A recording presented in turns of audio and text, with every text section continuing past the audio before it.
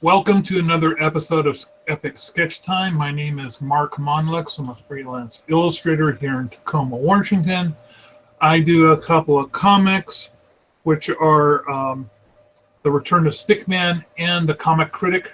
Right now, I've got 5 days left on my Kickstarter, which is for obscure movie monster playing cards. So search for that or look at the link down in the doobly-doo.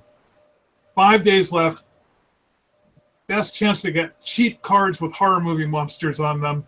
And I'll let you guys introduce yourselves. My name is Crystal Rollins, and I am an art slave for a day job. Not quite freelancing yet, but I do comics in my free time. I am the artist and writer for Aspect and Jikosha, and I have a couple other small projects coming out this year. And right now I'm actually working on my bird-brained illustrations for the Kickstarter I finished back in February. Nice.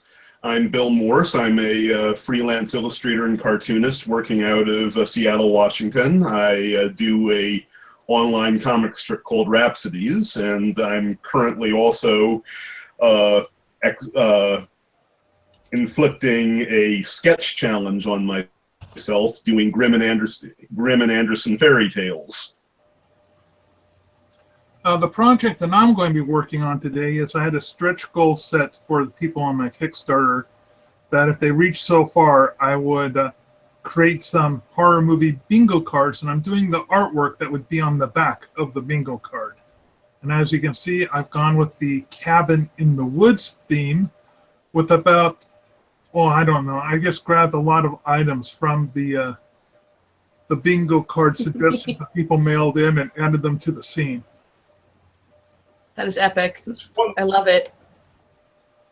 One thing I'm curious what your take on this is, Mark. For all the cabin in the woods thing being a horror cliche these days, my cabin in the woods mockery a few Halloweens ago, and I was surprised that there really weren't that many cabin in the woods movies proper. Oh, I disagree with you completely there. Okay, we have. Well, let's start with. I mean, I know Evil Dead, but beyond that, I'm quite clueless. Oh, well, let's. Oh well, where to even start? Oh man. Okay. Now Mark's going to be going for the whole hour. Thanks, Bill.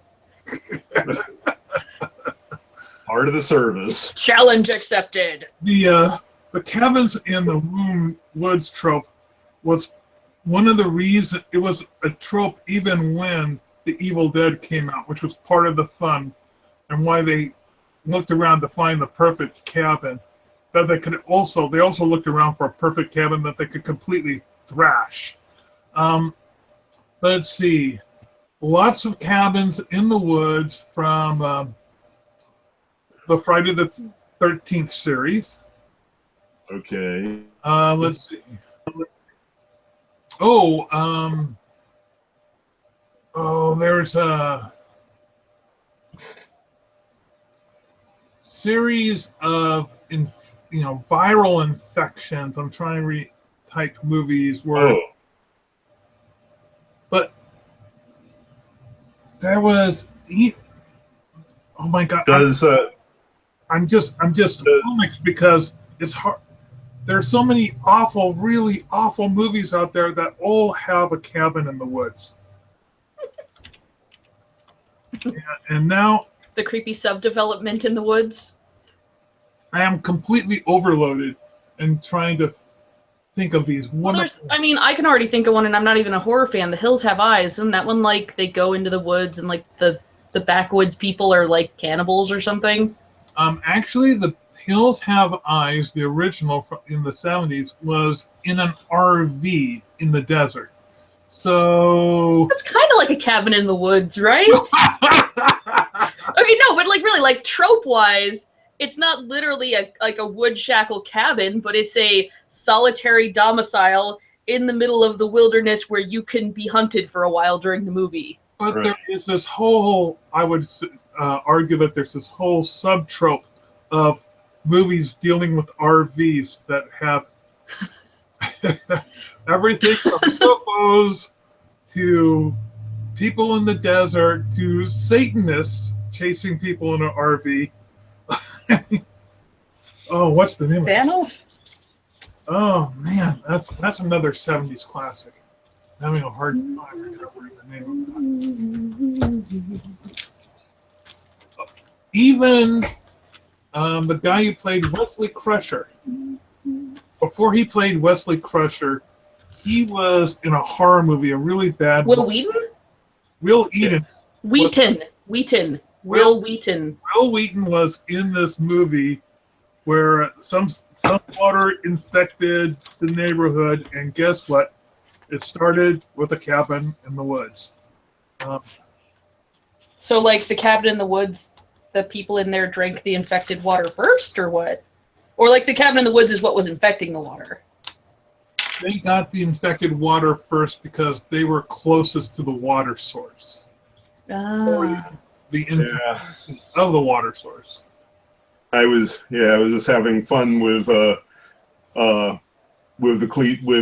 setting myself, because I did one where I tried to throw in everything with monsters outside, stormy night, lightning, and to make matters worse, one of the people inside the cabin had run out of cigarettes.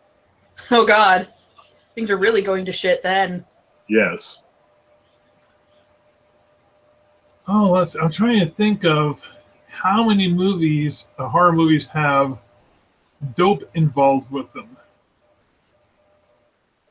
And As in, like, people that are, like, they get into bad stuff because they're high and so they're not prepared to deal with the bad shit that happens?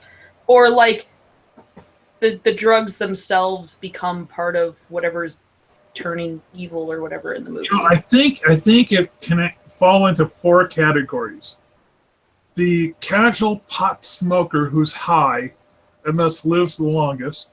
Wasn't that literally one of the characters in the Yes, it was. the Joss Whedon Cabin in the Moves? Like, that was actually one of the archetypes.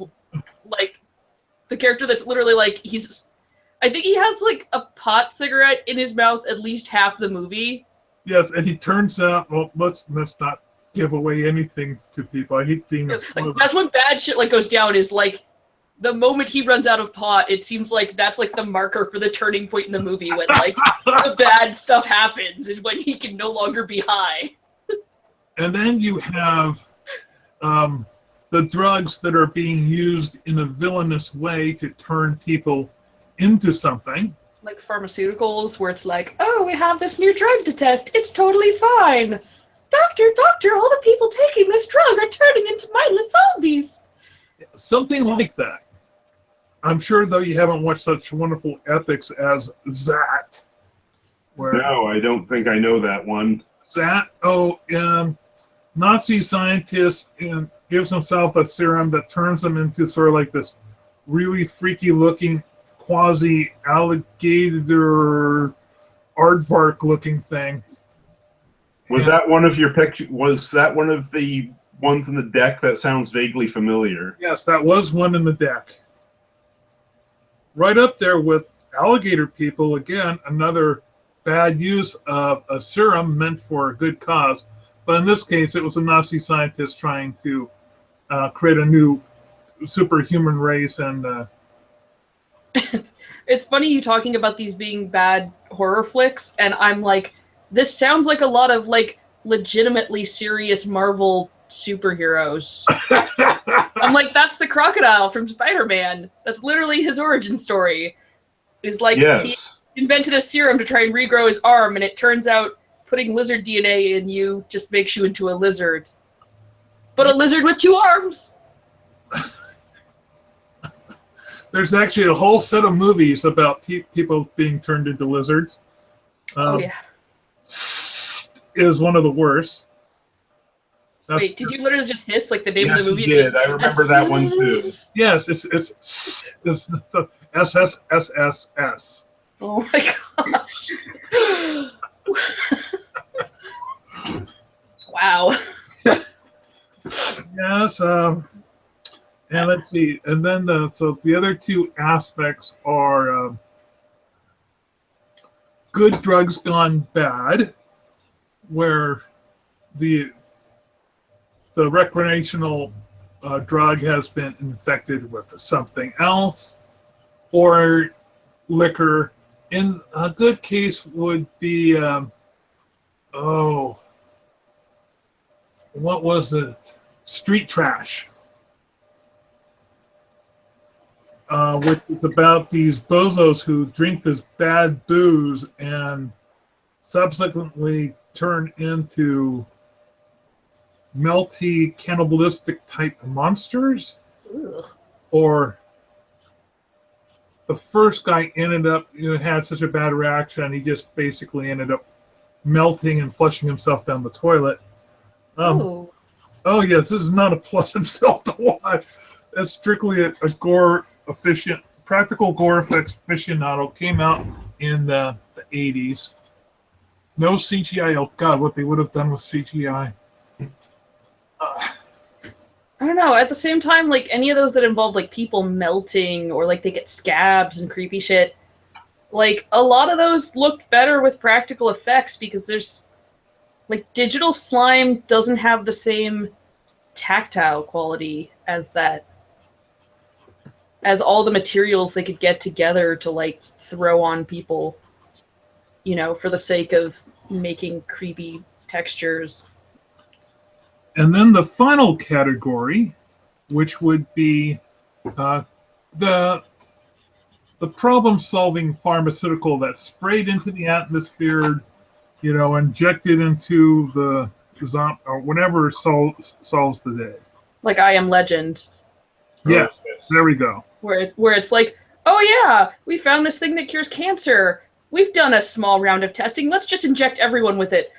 Oh God, shit, guys, if we'd waited like 5 more days, we would have realized that after it cures the cancer, it just turns you into a zombie. Oh, you already put it in everyone? Shit, too late.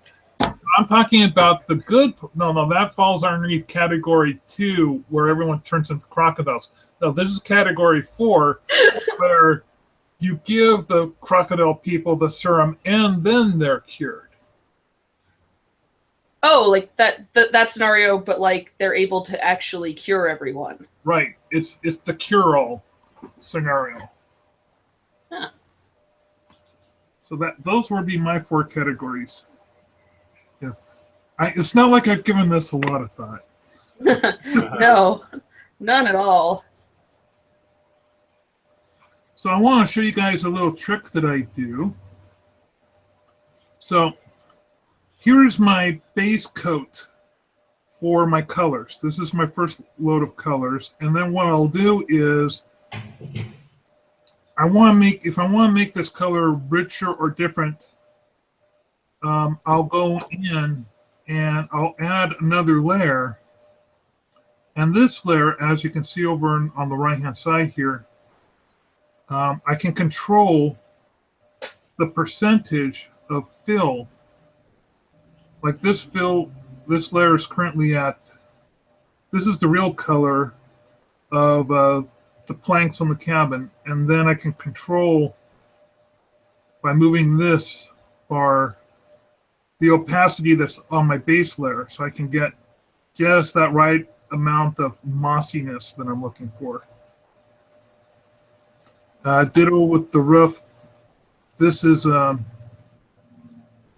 baseline roof, which is kind of a slate color, and then I just increase. I want sort of like a dead green color on top of that. I would just use layer adjustments myself. I like the opacity. You can do opacities of layer adjustments. Yeah. So like if you were to do a hue saturation where you set that to a green colorize, you could then actually tweak the opacity of how much that layer adjustment affects the layers beneath it.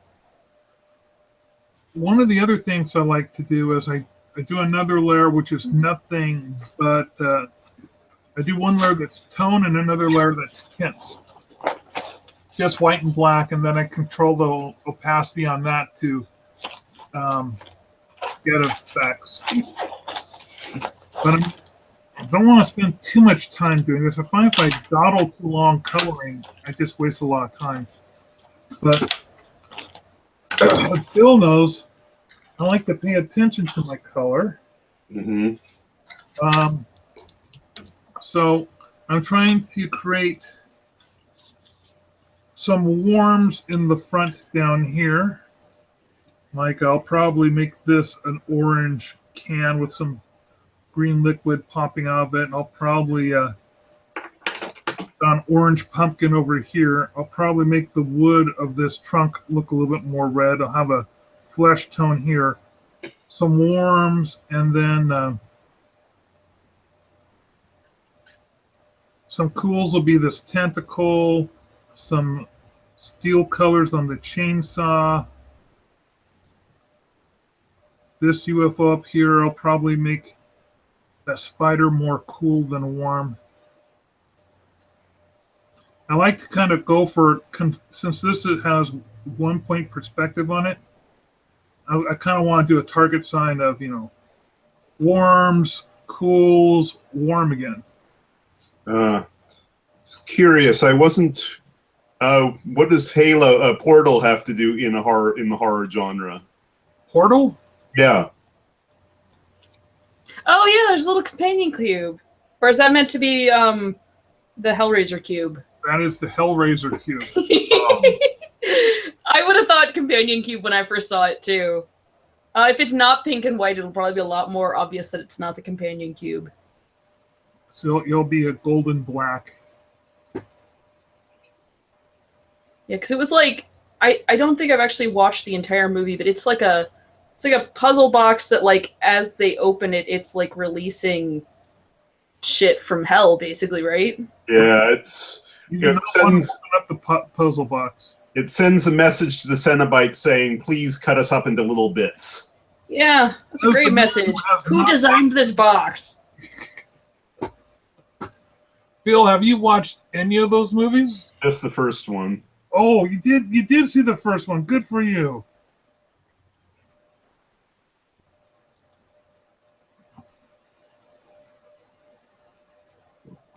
Oh, I screwed this up. So what's a nice gold color? Are you working in RGB or CMYK? CMYK. Generally use yellow ochre as a default. There's no yellow ochre in CMYK. Gold color, like the base of the gold. I do about probably about 70 yellow, probably about 25 magenta, and I'd put in like 5 blue and maybe 15 black, just to kind of dull it down a little bit so it doesn't just look like yellowy orange. Oh, I beg your pardon. You guys gotta hear my spiel. Congratulations and salutations. You've reached Mark Monlick's Illustrations, home of the Creative Mind. Also, and then they hung up. It's because if the robocall calls you and you sound like a robocall. Oh, yeah. They hang up. That happens several times a day. I scared off a vacuum cleaner salesman from my house by offering him graphic design services because their pamphlet was really bad. Oh. Not joking. Like, I didn't even intend to do it, but my husband would not stop laughing after they left. Because he's like, man, that guy didn't leave faster until you actually started trying to sell him stuff. And I was like, I was? Oh, I guess I was. For a while, I kept meaning to do that to the street evangelists who came over, asking them, telling them that because this is work hours, your conversation will be. I consider this conversation a consultation, and so my my minimum payment for 15 minutes is $30. I've never actually did that, but I've been tempted. If you ever try, let me know how it goes, because that sounds funny. Well, fortunately, being on the second floor with an intercom that's pretty much inaudible, I don't have that problem with it. It's sort of like in my old place, it was like I had an evangelical hobo mark on my door. I swear, at a certain point, I was literally one time I literally got 5 denominations in 1 week. at least your that the target sign painted on you is non-specific, I guess. Uh-huh. I don't know. It's sort of like after a while, I finally put a no solicitors sticker up. It was getting so annoying, and the Mormons would go into great detail how they weren't soliciting. Wow.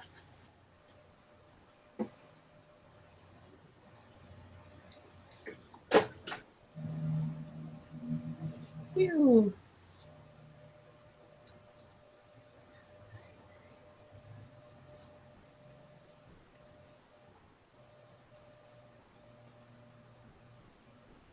It's bad that I'm having more fun drawing the stick than the bird so far.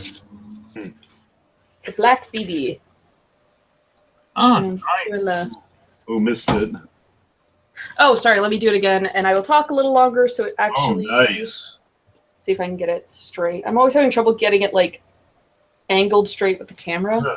Black Phoebes. I mean, I know my Phoebes, but I didn't know there was a subspecies. Somebody requested a Black Phoebe with a little bit of crest. So people got very specific on their requests. To which then I had to look up what's a crest on a Phoebe to make sure, because I figured it was like the bird mohawk, but I wanted to check to make sure it wasn't like something else. Right.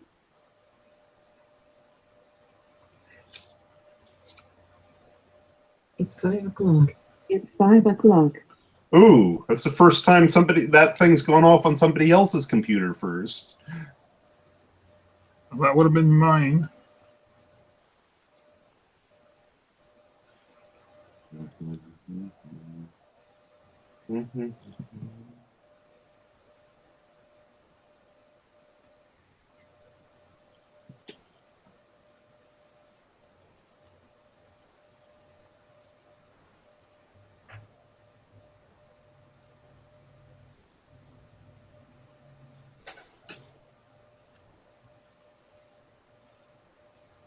They're quite cute. They're a little funny, though. It feels like their heads are very big.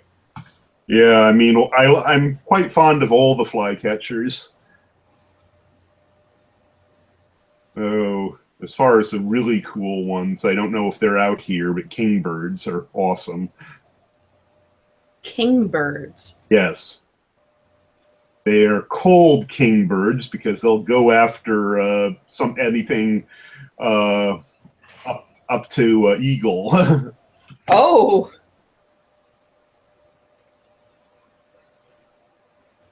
Basically, they're like little badass birds, is what you're saying.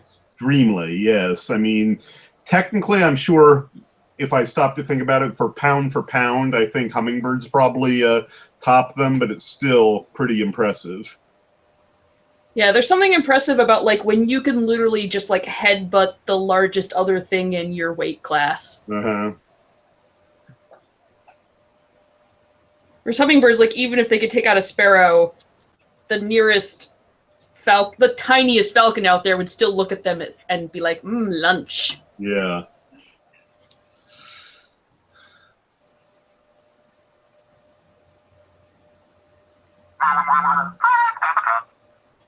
You're popular this evening, Mark. Well, that's a text from my wife. And I quote, "I just looked at my hand, eek, purple and green, oh my." What did your wife do? Did she smash her hand or something? Yes, we were gardening and she was putting up pea fences and her depth perception was off and she was lifting up her hand and she jabbed it into the one of the not yet sunk into the dirt posts of the pea fence that she was installing. Ow. Whacked herself pretty good. Nothing too serious? She bruises so easily. But not emergency room material is what I mean. No, just colorful. But you think I hit her all the time. I'm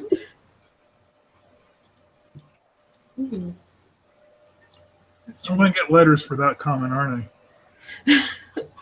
I mean, you started out with the my wife hurt herself in the garden, and then you're like, people think I hit her. Like, It's different if you're like, people keep thinking I hit my wife because she's covered in bruises. Why is she covered in bruises? Like, but you think at least you started with the explanation. Ability right away, it was. Sorry, start again because I was talking over you a little bit. So you think because I started with plausible deniability? I don't know. For me, it was the fact that you started with reading off her message, where she's like wondering why her hand is purple. Oh, she knows why her hand is purple. So I didn't quite hear. Like she was putting up a pea fence, and like, what did she whack it into the fence or something?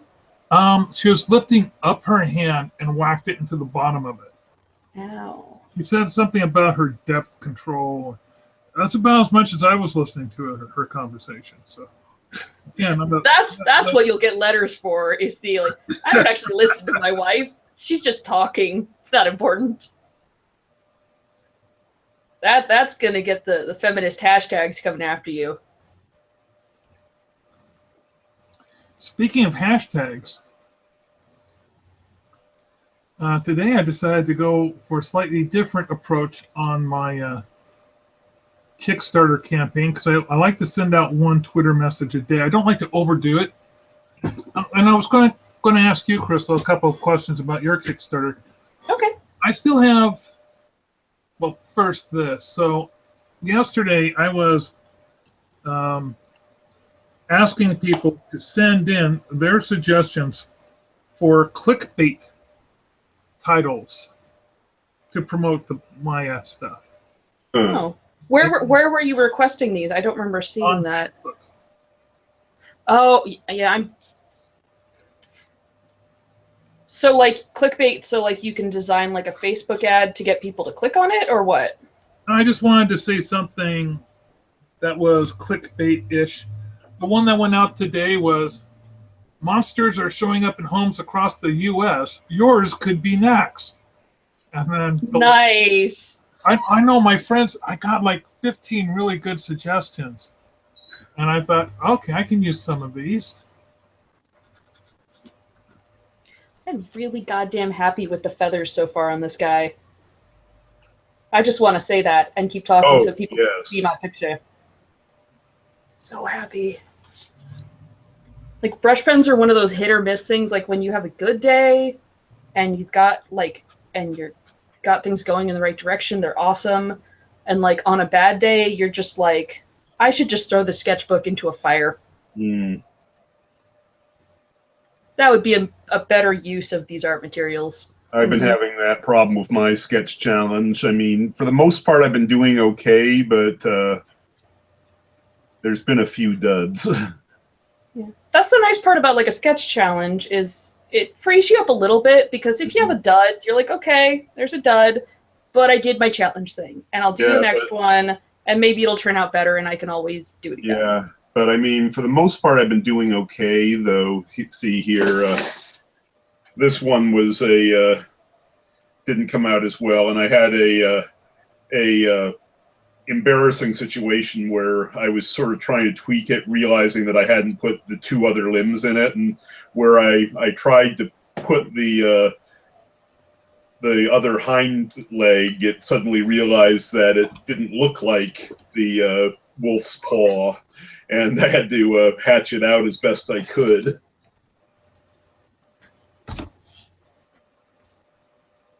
Yeah, even I'm looking at it now, and I'm like, where is his front leg? What's going on there? Exactly. That's what, but those are really rough sketches, though, I assume, because they look a lot more loose than like your normal artwork. They have to be. I mean, I'm trying to get them. I'm trying to do them in as close to a half an hour as possible, and for the most part, I'm averaging 45 minutes. I know that feeling. These started as 15-minute bird sketches, and now I'm like lucky if I can like command myself to finish one in an hour. I end up just getting way too into them. This one I'm pretty happy with. Here with the 12 brothers, and Oh, is that the one about the girl who had to stay silent until she finished? It's She finished like the magic sweaters to turn her brothers back into people because they'd been cursed to be swans. it's not that one specifically, but it's one of that one's. I forget the actual name of it. Grimm actually has 3 different versions of the same trope in the collection, and that's a different one. This one they turn into crows. And it looks like a similar trope of like their sister almost gets burned at the stake while trying to magic them back to being human. That's correct. Yeah, there's a lot of like you can't tell anyone about this magic or the magic gets worse in old European fairy tales. Yeah, it's quite fascinating. So far, I think this one was my weakest, but this is the duration of life, which is one that I doubt anybody's heard of. I really screwed up. Oh, is that the one about the man, the monkey, the dog, and the ass are like being made by God, and God's like, okay, I'm gonna give man 20 years, and I'm gonna give all the rest of you animals 40 years so you can serve him. It was different than that. The all the other animals wanted shorter lives, and man keeps complaining. And even when the God gives him the combined life expectancy of all of them put together, he's still not happy. It's funny. I was sort of, along with not thinking this one was my strongest one, I was sort of kicking myself afterwards because I had a much better idea right after I finished it of having it sort of being taking place in what resembles the DMV with a ticker tape and all that, because I've been going for a semi-film noir setting of having it mostly seem to take place in the 40s. This is probably in my top 5 here. It's an Anderson one called The Great Sea Serpent, where some fish stumble over a telegraph cable and think it's a giant serpent. I could see that because I listened to a history podcast about when they laid down the original transatlantic telegraph wire. I think that was what Anderson was writing about. Yeah, because it was massive and it was a crazy endeavor at the time for the sheer scale of how they had to put it together. Yeah, let's see, Hansel and Gretel, I'm mostly happy with it, kind of basic for the most part. This one so far has been my most popular one on Instagram, mainly because I had the hashtag mattress and a lot of bed companies put a like on it. That makes sense. And White Snake.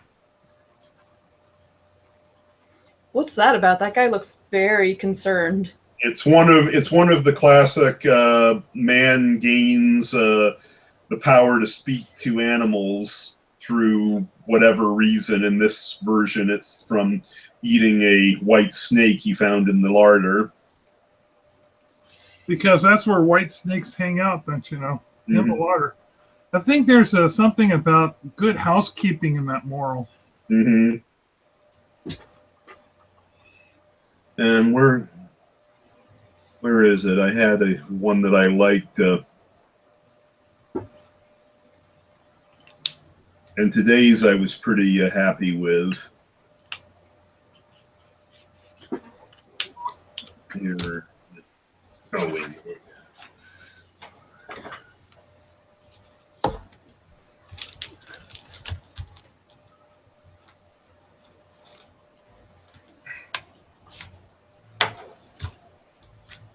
And this is another on my top list, though I admit that I completely screwed up Death's ribcage there. Well, it is Death. He can't always be in his best condition. Mm-hmm.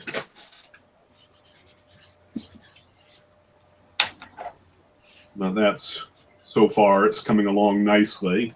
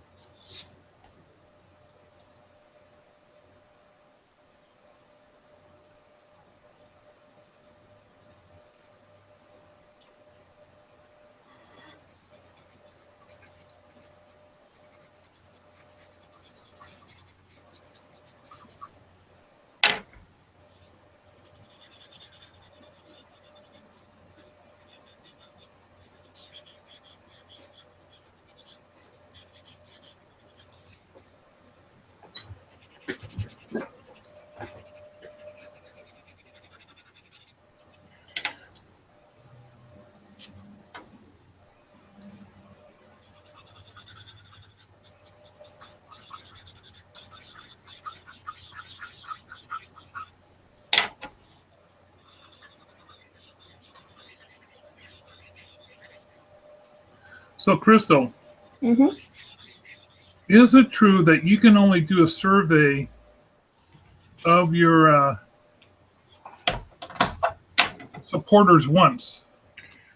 I used to think that was the case, but somebody told me recently that it might not be the case anymore. But I could have sworn on the Kickstarter site itself, it actually says, like, be sure, you should probably wait till later to do your backer surveys because you can only do it once. Now, by later, do they mean after the event or during the event? Oh, it's always after. You can't do a survey during the event. You have to wait until after the 14 days have cleared and the money's actually cleared. You can't actually do backer surveys before the Kickstarter has closed.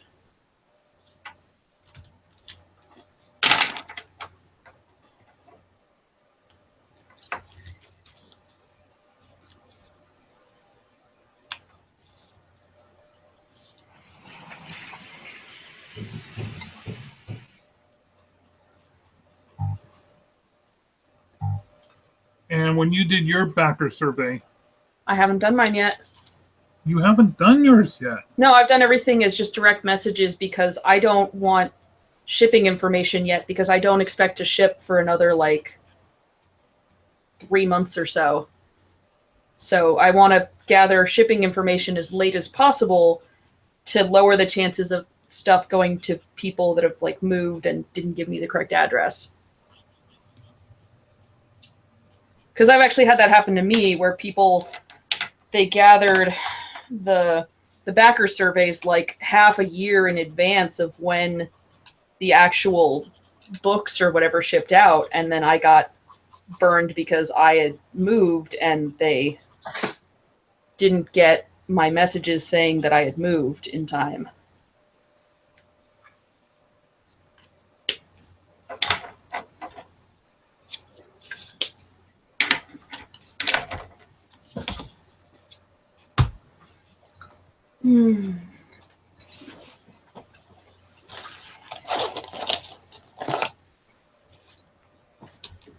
Okay, where did the white pen go?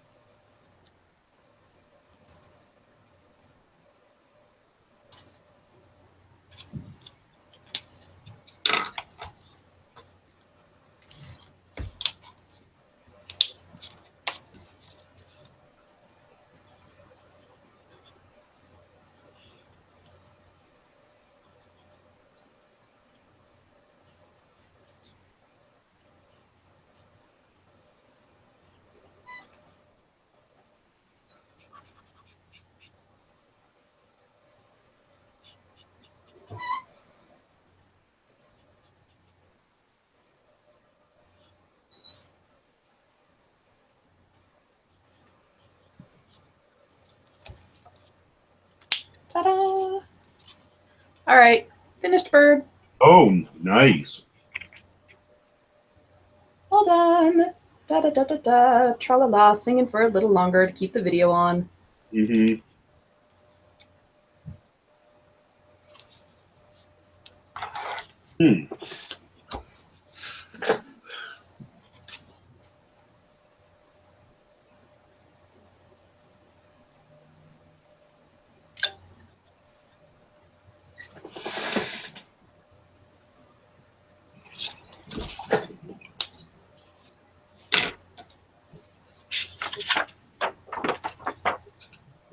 Finally got my new scanner in. Yeah. One of these days I gotta sit there and scan in the 40 bird pictures that I've been setting aside that haven't actually gotten a high-res scan yet. Oh. Well, I've been taking like quick pictures with my camera to post on Instagram, but I was having some trouble that my old scanner was catching way too much of the paper texture. Like it was making these look like they were cold pressed watercolor drawings. And this paper's fairly smooth.